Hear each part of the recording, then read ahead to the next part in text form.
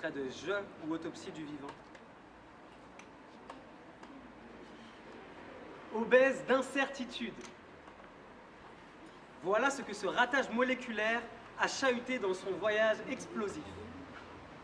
Face à cet énorme bing-bang identitaire, j'ai décidé de prendre les événements en main.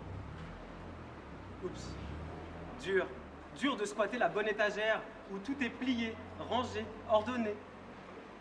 En réalité, je voyage dans un pays imaginaire, dessiné dans l'infini oblique des espaces convergents. Ça bouge sans cesse, et cela me fait tomber dans l'ivresse du rire. Ce monde est drôle. Un comique délirant de pleins et de vides qui s'entrechoquent, balance mes étagères, les vident, les remplissent et font valser ma boîte crânienne. Bercé par ce va-et-vient continuel, je me fabrique un cerveau lent pour ralentir la cadence infernale. Il marche comme un ouvre-boîte, mon cornichon de cerveau.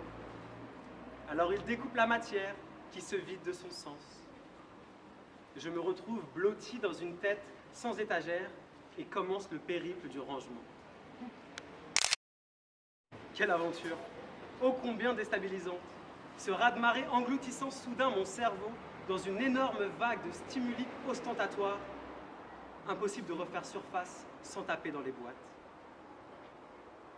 Mon illusion d'appartenir à un environnement collectif abroge âprement son éponyme liberté dans toute sa dimension ethnique.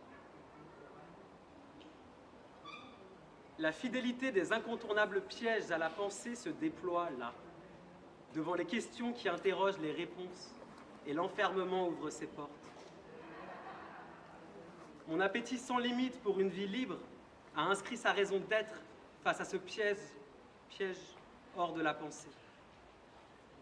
Le silence est devenu mon intimité, mon acte immoral sursitaire face à la violence du dépassement de soi. Grandir loin des obligations réglementaires où le corps s'autorise à voyager et loin des codes terrestres où la boue colle aux pieds m'a éloigné un jour du monde social organisé. Je vis dans ce plongeon, tête la première d'un gratte-ciel imaginaire. L'orage qui gronde dans ma cervelle étouffée noie mon amertume grandissante d'être cette fille sans parole, et l'éclair de la pensée libre foudroie ce moment d'égarement dans un éclat de rire.